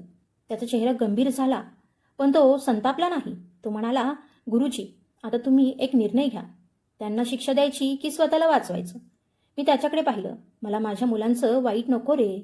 तो म्हणाला, मग त्यांच्या विरुद्ध सूड नको, पण तुमचं आयुष्य त्यांच्या भीतीवर चालू देऊ नका. त्या एका वाक्याने माझ्या आत काहीतरी घट्ट झालं. मी हळू आवाजात म्हटलं, आजपासून मी घाबरून कोणताही निर्णय घेणार नाही. केदारने मान हलवली.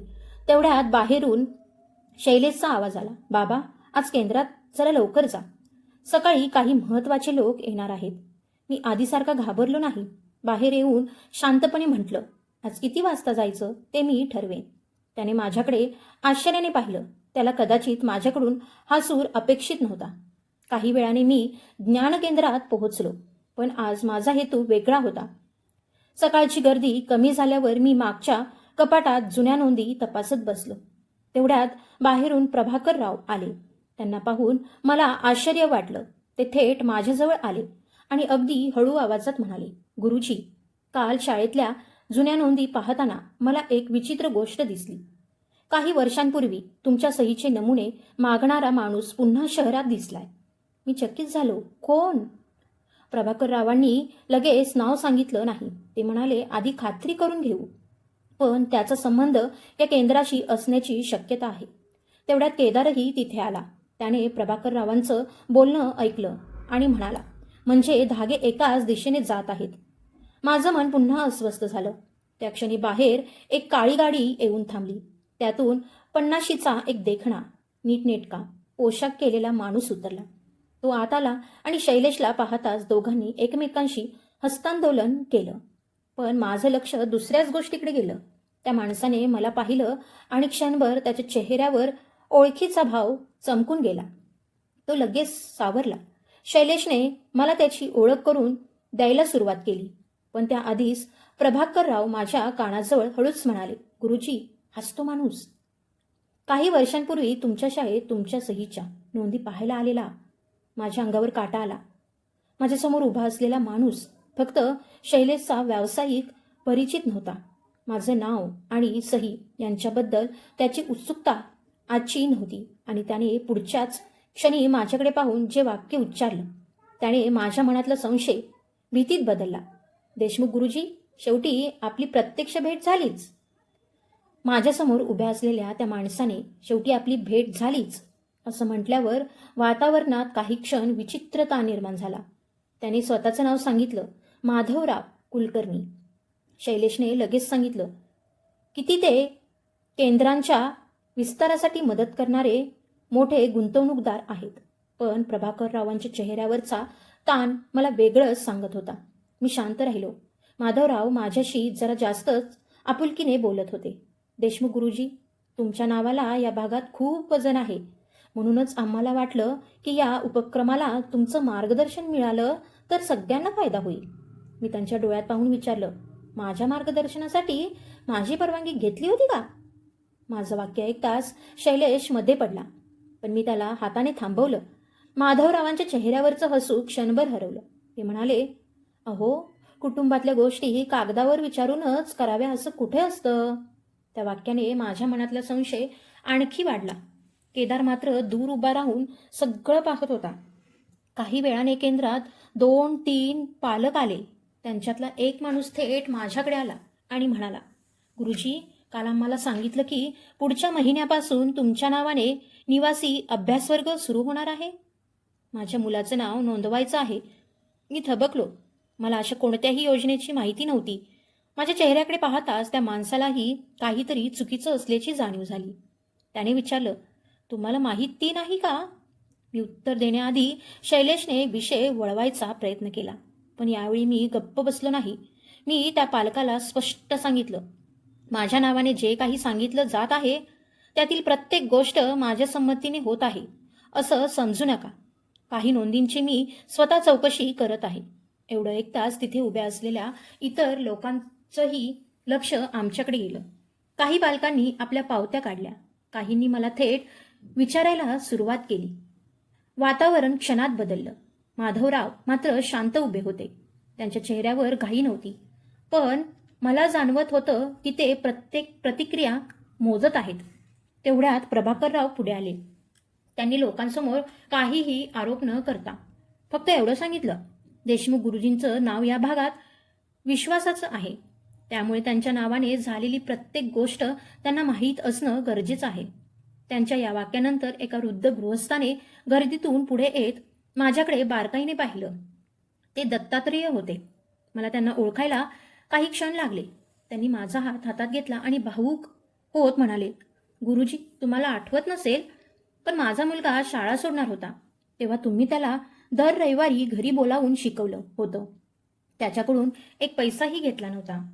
आज तो पुण्यात अभियंता आहे." त्यांच्या त्या वाक्याने माझ्या मनातलं काहीतरी तुटलं. मी इतकी वर्ष केलेल्या छोट्या छोट्या गोष्टी कुणाच्या तरी आयुष्यात इतक्या खोलवर राहिल्या आहेत याची मला कल्पनाच नव्हती. दत्तात्रेय यांनी आजूबाजूच्या लोकांकडे पाहून म्हटलं, "आपण एखाद्या माणसाचं मूल्य त्याच्या आजच्या परिस्थितीने ठरवू नये."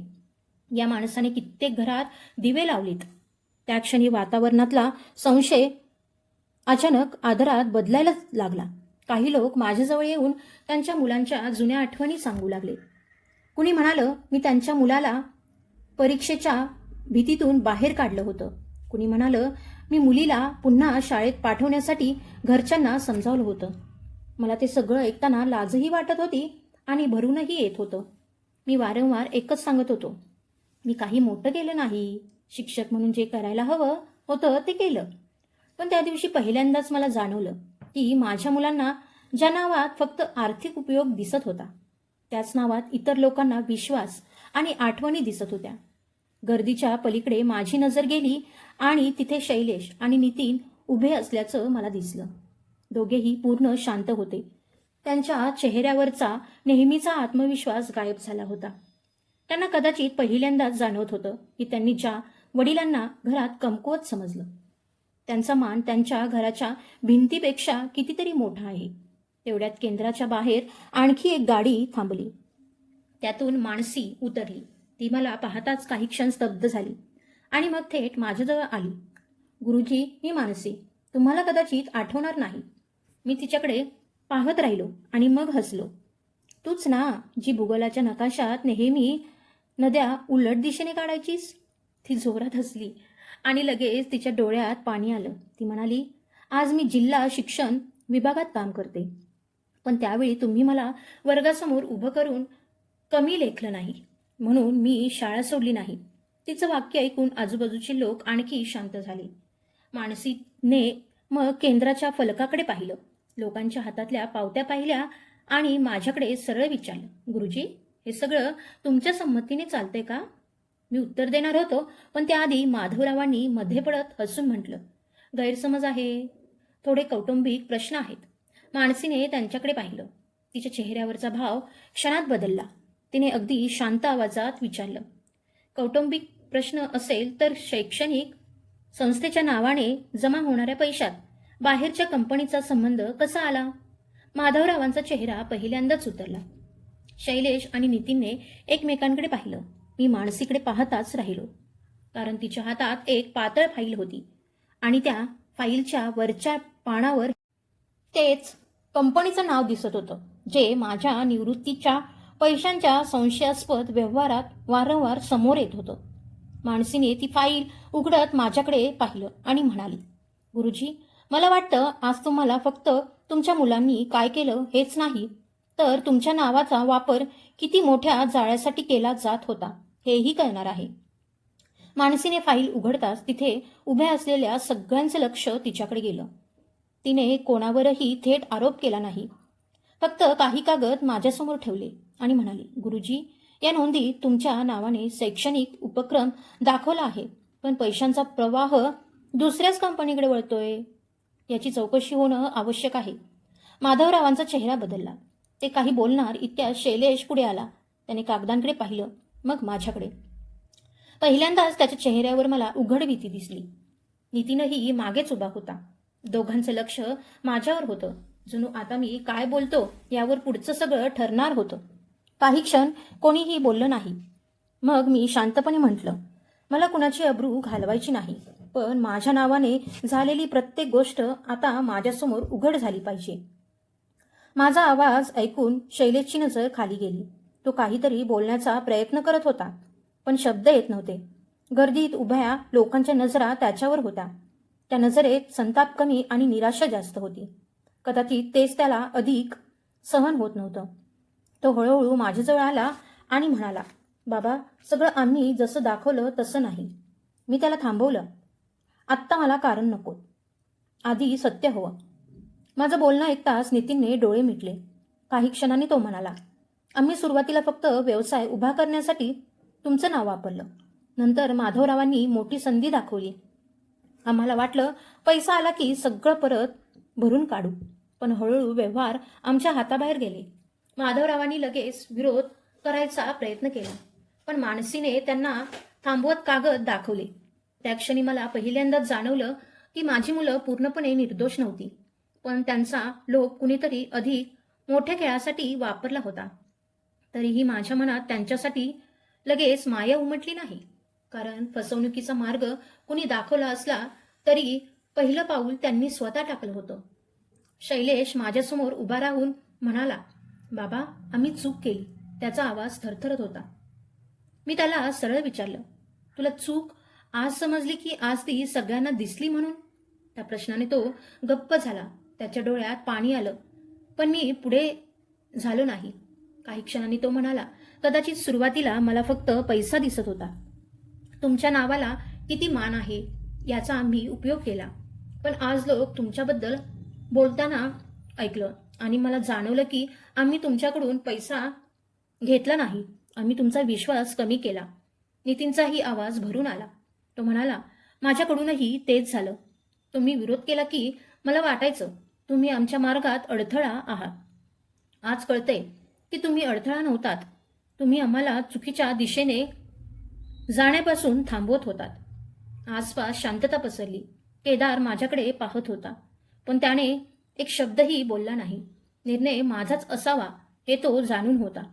मी दोघांकडे पाहून म्हटलं, डोळ्यात पाणी आलं म्हणून मी तुम्हाला बदललेलं मानणार नाही.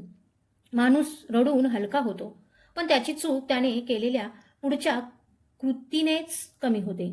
शैलेशने मान खाली घातली. मी पुढे म्हटलं, आजपासून माझ्या नावाने सुरू असलेली प्रत्येक नोंद थांबवा. ज्या लोकांकडून पैसे घेतले आहेत त्यांचा हिशेब स्पष्ट करा. माझ्या घरावर, पैशांवर किंवा नावावर असलेला तुमचा कोणताही बेकायदेशीर दावा स्वतःहून मागे घ्या. त्यानंतरच मला वाटेल की तुमचा पश्चाताप खरा आहे. काही वेळ शैलेश शांत राहिला. मग त्याने गर्दीकडे पाहिलं आणि म्हणाला, ठीक आहे, आजपासून केंद्रात नवीन पैसे घेतले जाणार नाहीत. आधी सगळा हिशेब मांडू. नितीननेही मान हलवली. माधवरावांनी लगेच त्यांना बाजूला घेण्याचा प्रयत्न केला, पण यावेळी शैलेशने त्यांचा हात झटकला. आता काहीही लपवायचं नाही. त्या एका वाक्याने माधवरावांच्या चेहऱ्यावरचा आत्मविश्वास पहिल्यांदाच ढासळला. मानसीने तिथल्या नोंदी सुरक्षित ठेवण्याची व्यवस्था केली. केदारनेही संबंधित कागदांच्या प्रती वेगळ्या केल्या. त्या संध्याकाळी आम्ही घरी परतलो. तेव्हा घरात विचित्र शांतता होती, पण ती आधीसारखी भीतीशी नव्हती. दुसऱ्या दिवशी सकाळी शैलेश स्वतः माझ्याकडे आला. त्याच्या हातात 2 मोठ्या फाईल्स होत्या. त्याने त्या माझ्यासमोर ठेवल्या आणि म्हणाला, बाबा, या सगळ्या व्यवहारांची यादी आहे. कुठे किती रक्कम गेली, काय बाकी आहे, कोणत्या कागदावर तुमचं नाव वापरलं आहे, सगळं लिहिले. मी फाईल उघडली. पहिल्या पानावरच मला एक धक्का बसला. माझ्या निवृत्तीच्या रकमेतून गेलेला बराचसा पैसा अजून पूर्णपणे नाहीसा झालेला नव्हता.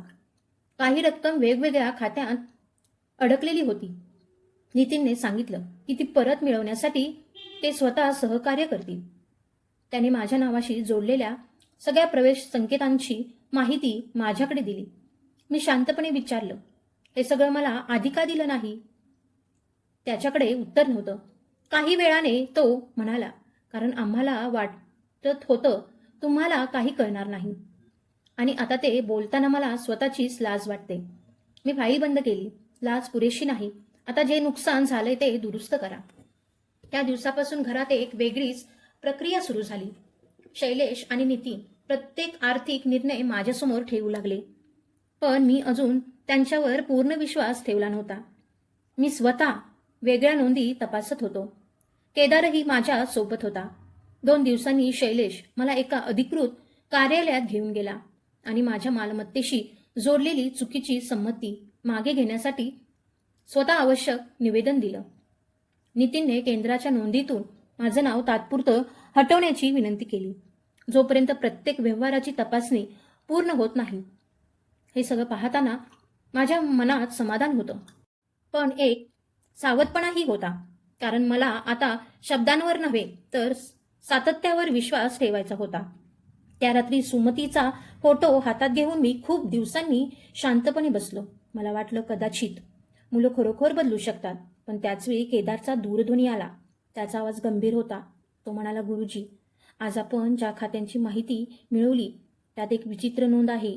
शैलेश आणि नितीनने काही रकमा घेतल्या हे खरं, पण सर्वात मोठी रक्कम त्यांच्या हातात कधीच आली नव्हती. मी दचकून विचारलं, मग कुणाकडे गेली? काही क्षण शांत राहून केदार म्हणाला, ती थेट माधवरावांच्या नियंत्रणातल्या एका संस्थेकडे गेली आहे. आणि अजून धक्कादायक गोष्ट म्हणजे त्या व्यवहारासाठी तुमच्या मुलांनी ज्या कागदावर सही केली त्यात त्यांनीही काही वेगळंच मान्य केलं होतं. म्हणजे ते तुम्हाला फसवत होतेच, पण त्याचवेळी कुणीतरी त्यांनाही फसवत होतं. माझ्या हातातला सुमतीचा फोटो घट्ट झाला. मुलांनी आपली चूक मान्य करण्याची सुरुवात केली होती, पण आता समोर उभा राहणारा प्रश्न त्याहून मोठा होता. त्यांनी ज्या लोभाने माझं आयुष्य धोक्यात घातलं, त्याच लोभाचा वापर करून माधवरावांनी त्यांचंही भविष्य आधीच तारण ठेवलं होतं का? केदारने दिलेली माहिती ऐकल्यानंतर माझ्या मनात पुन्हा अस्वस्थता निर्माण झाली, पण यावेळी मी घाबरलो नाही. दुसऱ्या दिवशी शैलेश, नितीन, केदार आणि मानसी यांच्या उपस्थितीत सगळे आर्थिक कागद पुन्हा तपासले गेले. तेव्हा स्पष्ट झालं की माधवरावांनी शैलेश आणि नितीनच्या लोभाचा फायदा घेत त्यांच्या नावाने अनेक करार पुढे नेले होते. मुलांनी माझी परवानगी न घेता चुकीची पावलं उचलली होती. ही गोष्ट बदलत नव्हती, पण त्याचबरोबर त्यांच्यासमोर दाखवलेली मोठ्या नफ्याची स्वप्नही खोटी होती. शैलेशने त्या दिवशी पहिल्यांदा कोणतंही कारण न देता माझ्यासमोर मान खाली घातली. तो म्हणाला, बाबा, आम्हाला कुणीतरी फसवलं म्हणून आमची चूक कमी होत नाही. पहिली सही करण्याआधी आम्ही तुम्हाला विचारायला हवं होतं. नितीननेही मान्य केलं की पैशाच्या मागे धावताना त्यांनी घरातल्या माणसांनाच गृहीत धरलं. मी दोघांकडे बराच वेळ पाहत राहिलो. पूर्वी असतो तर त्यांच्या डोळ्यातलं पाणी पाहून लगेच त्यांना जवळ घेतलं असतं, पण आता मला अश्रूंपेक्षा कृती महत्वाची वाटत होती. मी त्यांना म्हटलं, माफी मागितली म्हणून कालचं मिटत नाही, पण माणूस पुढे काय करतो त्यावर उद्याचं आयुष्य उभं राहतं. पुढच्या काही आठवड्यात त्यांनी खरंच बदल दाखवायला सुरुवात केली. संशयास्पद व्यवहार थांबवले गेले. पालकांकडून चुकीच्या माहितीवर घेतलेल्या रकमा परत करण्याची व्यवस्था सुरू झाली. माझं नाव केंद्राच्या सर्व जाहिरातीतून काढलं गेलं. माधवरावांविरुद्ध आवश्यक पुरावे संबंधित अधिकाऱ्यांकडे दिले गेले. पण मला सर्वात जास्त समाधान एका वेगळ्याच गोष्टीने मिळालं. ज्ञानकेंद्र पूर्णपणे बंद करण्याची वेळ आली तेव्हा मी शैलेशला म्हटलं, ही जागा रिकामी ठेवू नको. तो माझ्याकडे गोंधळून पाहू लागला. मी पुढे सांगितलं, व्यवसाय म्हणून नाही, ज्यांच्या घरात अभ्यासाची जागा नाही, पुस्तकं नाही, मार्गदर्शन नाही, अशा मुलांसाठी ही जागा खुली ठेवूया. काही क्षण कोणीच बोललं नाही. मग नितीनने विचारलं, आणि खर्च? मी हसलो. यावेळी जितका परवडेल तितकाच करू. दुसऱ्याचा पैसा वापरून मोठं दिसण्याची गरज नाही. त्या एका निर्णयातून काही महिन्यात एक छोटं निशुल्क वाचन केंद्र तयार झालं. तिथे चमकदार फलक नव्हते, मोठमोठी आश्वासनं नव्हती, काही टेबल, जुन्या पुस्तकांची कपाटं आणि संध्याकाळी अभ्यासाला येणारी मुलं, एवढंच होतं. प्रभाकर रावांनी जुन्या शाळेतून काही पुस्तकं जमा करून दिली. दत्तात्रेय यांनी आपल्या मुलाकडून काही अभ्यास साहित्य पाठवलं. मानसीने जिल्ह्यातल्या शिक्षकांशी बोलून महिन्यातून एकदा मार्गदर्शन सत्र सुरू केलं. केदार प्रत्येक आठवड्यात येत राहिला. एक दिवस मी त्याला म्हटलं, तू माझी मदत केलीस, पण माझी दया केली नाहीस. याचं मला जास्त समाधान आहे. तो हसून म्हणाला, गुरुजी, अडचणीतल्या माणसाचा हात धरायचा असतो, त्याचं डोकं खाली करायचं नसतं. हे तुम्हीच शिकवलं. त्याचं वाक्य ऐकून माझे डोळे भरून आले. त्या क्षणी मला जाणवलं की शिक्षक म्हणून आयुष्यभर बोललेली काही वाक्य वर्षानुवर्ष विद्यार्थ्यांच्या मनात जिवंत राहतात आणि योग्य वेळी तीच आपल्याकडे परत येतात. शैलेश आणि नितीनमध्ये बदल हळूहळू दिसायला लागला. सुरुवातीचे काही महिने मी त्यांच्यावर सहज विश्वास ठेवला नाही. प्रत्येक व्यवहार स्वतः पाहिला. माझे कागद मी स्वतः सांभाळू लागलो. माझ्या खात्यांची माहिती फक्त माझ्याकडे राहिली. आश्चर्य म्हणजे काही काळानंतर त्यांना त्याचा राग येणंही बंद झालं. उलट एक दिवस शैलेश स्वतः म्हणाला, बाबा, तुमचं जे आहे ते तुम्हीच सांभाळा. आम्हाला मदत करायची असेल तर आम्ही आधी विचारू. ते शब्द ऐकून मला समाधान वाटलं, कारण त्याने मला पैसे परत दिले म्हणून नव्हे, तर त्याने अधिकार आणि नातं यातील फरक समजायला सुरुवात केली होती. वर्ष सरत गेली. माझे केस आणखी पांढरे झाले. चालायला काठी लागली, पण मनातली ती जुनी भीती राहिली नाही. आता सकाळी उठल्यावर मला स्वतःच्या घरात परवानगी घेऊन जगावं लागत नाही. शैलेश आणि नितीन माझी काळजी घेतात, पण मी त्यांना नेहमी सांगतो, माझ्यासाठी पाणी आणणं ही सेवा असेल, पण माझं मत विचारणं हा सन्मान आहे. दोन्ही गोष्टी वेगळ्या आहेत. त्यांच्या मुलांसोबत बसताना मी आणखी एक गोष्ट जाणून बुजून करतो. त्यांना त्यांच्या वडिलांची चूक सांगत बसत नाही.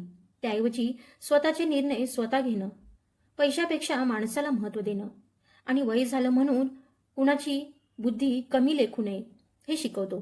कारण मला आता समजलं आहे की पुढच्या पिढीवर सूड काढून भूतकाळ सुधारत नाही, योग्य संस्कार देऊन भविष्य सुधारता येतं.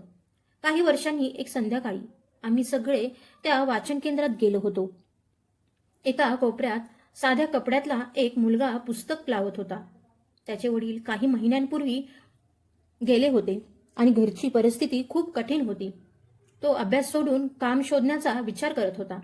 शैलेशने त्याला बोलावलं आणि म्हणाला, तू इथली पुस्तकं लावण्यास मदत कर, बाकी वेळ अभ्यास कर. शिक्षण सोडायचं नाही. त्या मुलाच्या चेहऱ्यावरचं आश्चर्य पाहताना मी शैलेशकडे पाहिलं. त्याला माझी नजर जाणवली. तो काही बोलला नाही, फक्त हलकसं हसला. त्या क्षणी मला पहिल्यांदा खात्री वाटली की त्याचा बदल फक्त अपराधीपणातून आलेला नाही, तो त्याच्या स्वभावात उतरत होता. घरी परतताना मी काठीच्या आधाराने हळूहळू चालत होतो. नितीन एका बाजूला, शैलेश दुसऱ्या बाजूला होता. काही वर्षांपूर्वी हेच दोन हात माझ्या आयुष्यावर नियंत्रण मिळवू पाहत होते. आज तेच हात माझी गती ठरवत नव्हते, फक्त गरज पडली तर आधार द्यायला जवळ होते. माझ्यासाठी हा फरकच सगळ्यात मोठा विजय होता. मला आता संपत्तीबद्दल फारसं काही वाटत नाही. पैसा आवश्यक आहे, पण पैसा हातात असणं आणि आयुष्य हातात असणं या वेगळ्या गोष्टी आहेत. वृद्ध माणसाला फक्त औषधं, जेवण आणि छप्पर देणं पुरेसं नसतं. त्याला स्वतःचा निर्णय, स्वतःची गोपनीयता, स्वतःचे पैसे आणि स्वतःचा सन्मानही हवा असतो. आणि आई वडिलांवर प्रेम करणं म्हणजे त्यांच्या संपत्तीवर पहिला हक्क सांगणं नव्हे. त्यांना स्वतःच्या आयुष्यावर शेवटपर्यंत पहिला हक्क आहे हे मान्य करणं होय. माझ्या आयुष्यात जे घडलं ते मी विसरलो नाही, पण त्याचं ओझंही आता वाहत नाही. त्या वेदनेतून एक वाचन केंद्र उभं राहिलं. काही मुलांना शिक्षणाची संधी मिळाली आणि माझ्या स्वतःच्या मुलांना पैशापेक्षा मोठी गोष्ट समजली. म्हणून आज सुमतीच्या फोटोसमोर उभा राहिलो की मनात एकच वाक्य येतं, तू बरोबर होतीस. प्रेमात हात पुढे करावा, पण स्वतःच्या आयुष्याची चावी कधीच दुसऱ्याच्या खिशात ठेवू नये. आणि माझ्या मुलांकडे पाहिल्यावर त्यात आणखी एक वाक्य जोडावंसं वाटतं. माणूस चुकला म्हणून नातं संपत नाही, पण नातं वाचवायचं असेल तर बदल फक्त शब्दात नाही तर रोजच्या वागण्यात दिसला पाहिजे. कारण शेवटी मुलांना किती पैसा दिला, किती मालमत्ता ठेवली किंवा किती सुख दिली, यापेक्षा आपण त्यांना कोणत्या स्वभावाचा माणूस बनवलं, हीच आई वडिलांच्या आयुष्याची खरी कमाई असते. धन्यवाद.